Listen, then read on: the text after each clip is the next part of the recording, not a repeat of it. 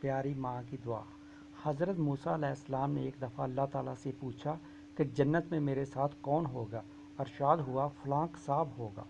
آپ کچھ حیران ہوئے اور اس قصاب کی تلاش میں چل پڑے۔ وہاں دیکھا تو ایک قصاب گوشت بیچنے میں مصروف تھا۔ قصاب نے اپنا کاروبار ختم کیا تو اس نے گوشت کا ایک ٹکڑا کپڑے میں لپیٹا اور گھر کی طرف روانہ ہو گیا۔ حضرت موسیٰ علیہ السلام نے اس قصائی کے بارے میں مزید کچھ جاننے کے لیے بطور مہمان گھر چلنے کی اجازت مانگی۔ گھر پہنچ کر قصائی نے گوشت کو پکایا، پھر روٹی پکا کر اس کے ٹکڑے شوربے میں نرم کیے اور دوسرے کمرے میں چلا گیا، جہاں ایک کمزور بڑھیا چارپائی پر لیٹی ہوئی تھی۔ قصاب نے بڑی مشکل سے اسے سہارا دے کر اٹھایا اور ایک ایک لقمہ اس کے منہ میں دیتا رہا۔ جب بڑھیا نے کھانا کھا لیا تو قصاب کے کان میں کچھ کہا، جسے سن کر قصاب مسکرایا اور بڑھیا کو واپس چارپائی پر لٹا کر باہر آ گیا۔ حضرت موسیٰ علیہ السلام یہ سب کچھ دیکھ رہے تھے۔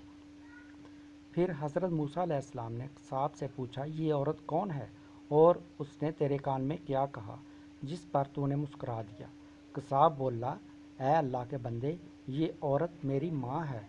گھر پر آنے کے بعد میں سب سے پہلے اپنی ماں کے سارے کام کرتا ہوں۔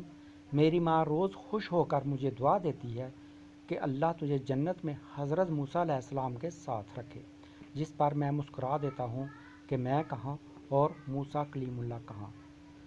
آپ ہمارے چینل کو سبسکرائب کریں، لائک کریں، شیئر کریں اور کومنٹس کریں۔